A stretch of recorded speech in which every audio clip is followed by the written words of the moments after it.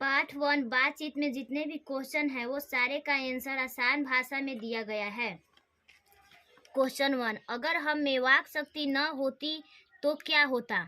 Answer, अगर हम में वाक शक्ति न होती तो यह समस्त सृष्टि गूंगी प्रतीत होती। सभी लोग चुपचाप बैठे रहते और हम जो बोलकर एक दूसरे के सुख दुख का अनुभव करते हैं, वाक शक्ति न होने के कारण एक दूसरे से कह सुन भी नहीं पाते और न ही अनुभव कर पाते। क्वेश्चन 1, अगर हम में वाक शक्ति न होती तो क्या होता? आंसर, हम में वाक शक्ति न होती तो मनुष्य गूंगा होता, वह मूकबधिर होता। मनुष्य को सृष्टि की सबसे महत्वपूर्ण देन उसकी वाक शक्ति है। इसी वाक शक्ति के कारण वह समाज में वार्तालाप करता है, वह अपनी बातों को अभिव्यक्ति करता है। यह ईश्वरीय अनमोल दी हुई कृति है।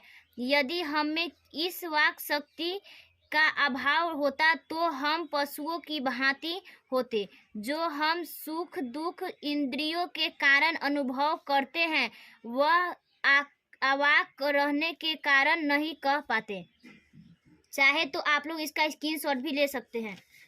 क्वेश्चन 2, बातचीत के संबंध में वेन, जॉनसन और एडिसन के क्या विचार हैं? आंसर, बातचीत के संबंध में वेन जॉनसन का राय है कि बोलने से ही मनुष्य के सही रूप का पता चल पाता है। अगर मनुष्य चुपचाप रहे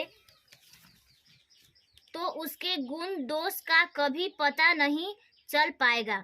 एडिसन का राय है कि असल बातचीत सिर्फ दो व्यक्तियों में हो सकती है, जिसका मतलब है कि जब दो आदमी होते हैं तभी अपना दिल एक दूसरे के सामने खोलकर बात करते हैं, लेकिन अगर वहाँ कोई तीसरा व्यक्ति आता है तो फिर बातें खुलकर नहीं हो पाती है। क्वेश्चन 3, आर्ट्स ऑफ कन्वर्सेशन क्या है? आंसर, आर्ट्स ऑफ कन्वर्सेशन बातचीत करने की एक कला है जो यूरोप के लोगों में सबसे ज़्यादा पाई जाती है। यह बातचीत करने की ऐसी कला होती है जिसमें बातचीत के दौरान चतुराई के साथ प्रसंग छोड़े जाते हैं, जिन्हें सुनकर कानों को अत्यंत सुख मिलती है। आप लोग चाहे तो इसका स्क्रीनशॉट भी ले सकते हैं। क्वेश्चन 4, मनुष्य की बातचीत का उत्तम तरीका क्या हो सकता है? इसके द्वारा वह कैसे अपने लिए सर्वथा नवीन संसार की रचना कर सकता है? आंसर, मनुष्य में बातचीत का उत्तम तरीका उसका आत्मवार्तालाप है। मनुष्य अपने अंदर ऐसी शक्ति विकसित करे जिसके कारण वह अपने आप से बात कर लिया करे। आत्मवार्तालाप इसलिए जरूरी है ताकि क्रोध पर नियंत्रण पाया जा सके, जिससे दूसरों को कष्ट न पहुंचे।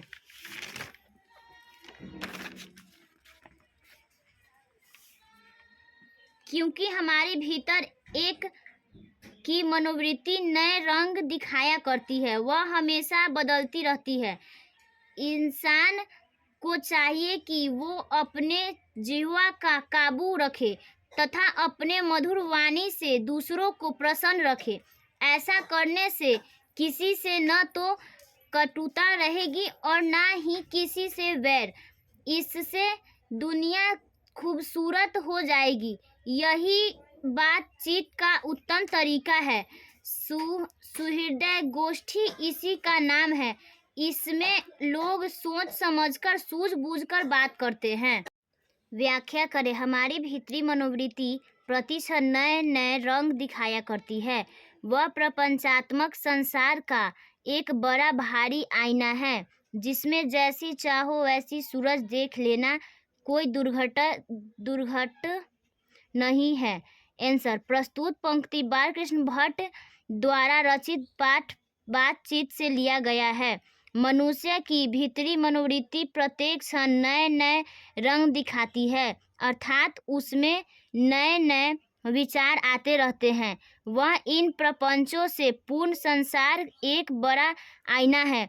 जिसमें ऐसी घटना की भी देखा जा सकता है जिसके घटित होने की आशा न हो, अर्थात हमारी भीतरी मनोवृत्ति हमें संसार के समस्त अच्छे बुरे कार्यों से अवगत कराती है। चाहे तो आप सब इसका स्क्रीनशॉट भी ले सकते हैं। सच है, जब तक मनुष्य बोलता नहीं तब तक उसका गुण दोष प्रकट नहीं होता। आंसर, प्रस्तुत पंक्ति विद्वान लेखक बालकृष्ण भट्ट द्वारा रचित पाठ बातचीत से लिया गया है। लेखक इस पंक्ति के माध्यम से यह बताना चाहते हैं, बोलने से ही मनुष्य का साक्षात्कार होता है। बातचीत ही एक ऐसा विशेष तरीका है जिसके कारण मनुष्य आपस में प्रेम से बातें कर उसका आनंद उठाते हैं, परंतु मनुष्य जब वापस हो जाते हैं अथवा बातचीत के दौरान अपने आप पर काबू नहीं रख पाते हैं तो वह दोष है, परंतु जब वही संजीदगी सलीके से बातचीत करता है तो वह गुण है। मनुष्य के चुप रहने के कारण उसके चरित्र का कुछ पता नहीं चलता है, लेकिन वह जैसे ही कुछ बोलता है उसका गुण दोष प्रकट होने लगता है। आप लोग चाहे तो इसका PDF मेरे टेलीग्राम चैनल से प्राप्त कर सकते हैं। टेलीग्राम का लिंक डिस्क्रिप्शन में है।